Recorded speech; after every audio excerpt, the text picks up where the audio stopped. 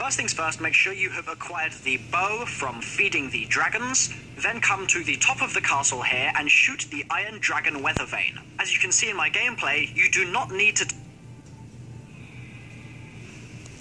turn the trap on or anything like that, just shoot the dragon. An arrow will pop out of the wall, it will be glowing, and you can pick it up and move on with the steps. This next bit is a 3-part process. Come to this rooftop here, just next to the Wonder Fizz location, there's also a landing pad there, and simply shoot an arrow at the bundle of sticks you can see in my gameplay. If you do it correctly, it will light on fire, and you then have 2 more of these left to go. So this is the next location. You can hit this one from a few different places, so just do it wherever you're comfortable, and you can do these in any order. I want to stress that as well. Finally, for the last one that I'm showing you, which could be the first one you do, like I said, order does not matter, you're going to want to come to the rocket launch pad, look up at the mountain here, and create one final bonfire. Next up, you need to come to the Undercroft, and you need to make sure that you have already activated the pyramid, which means that periodically you will get low gravity effects down in the Undercroft itself. To do this, look at my screenshot, you see where those blue squares are? Stand on those, and if you stand on them for long enough, a blue glow will emanate from beneath the floor. Do that for all 4 of them. Doesn't have to be at the same time, as it will stay permanently blue, and you'll get the pyramid activated. Then, roughly, I don't know, let's say 2 minutes or so, you'll get your low gravity effects. You need to use these low gravity effects to wall run along the walls in here, and you're going to run over 5 panels. I'm starting my run off now, so there's the first one. You see I'm running around the wall.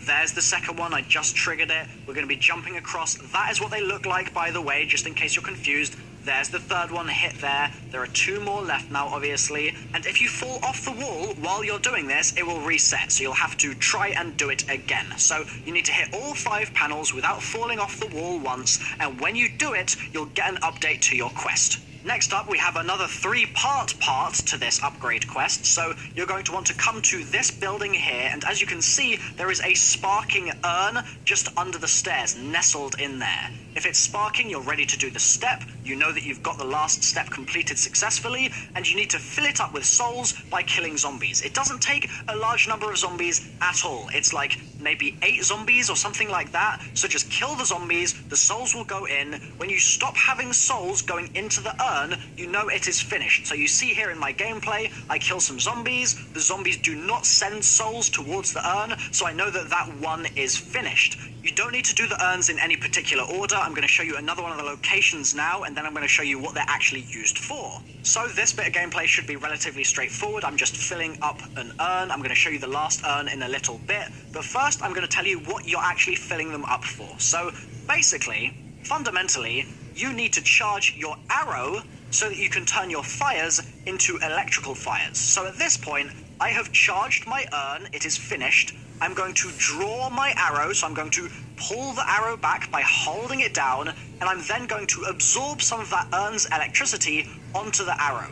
This is going to allow me to have an electrical fire arrow, not just a regular fire arrow, and this is going to be used to shoot the bonfires we have already created and turn them into electrical fires. So as you can see, I come over here, I've got the electricity on my arrow, I'm going to aim, shoot, hope for the best, and as you can see here, got this one in 1, was quite proud of myself. That turns into an electrical fire.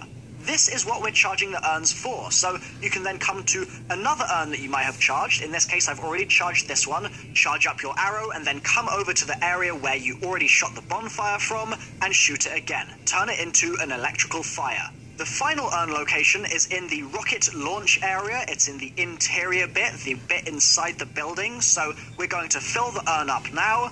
And once that is done, I'm going to simply charge my arrow on the urn and then shoot the bonfire I have already created. As you can see, if you do this correctly and all 3 of them become electrical fires, you'll get a quest update in the top left, and you're ready to go even further towards upgrading your bow. Come back to the weather vane now. You can see I'm back atop the castle, and you'll notice this blue sparking electricity just below where you picked up the arrow before. You're going to want to hold square, or X if you're on Xbox, and place your arrows into that sparking electricity. You'll see it float into the air, and then you're going to need to wait a moment. It looks pretty damn epic, I must admit. Wait a moment, and then pick up the new arrow.